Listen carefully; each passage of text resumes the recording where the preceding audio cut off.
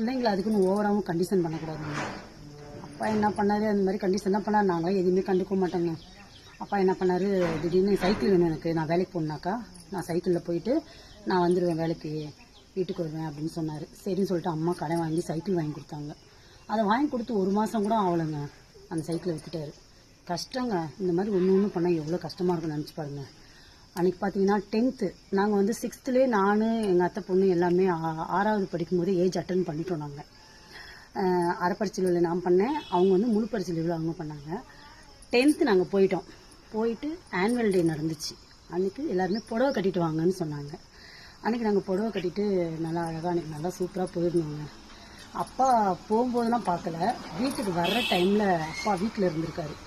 நான் வீட்டுக்கு வரும்போது பார்த்துட்டு என் முன்னாடி ஒன்றும் சொல்லலை. அம்மா வீட்டுக்கு வந்தது தான், கடைக்கு போயிட்டு வீட்டுக்கு வந்தாங்க. வந்தோடனே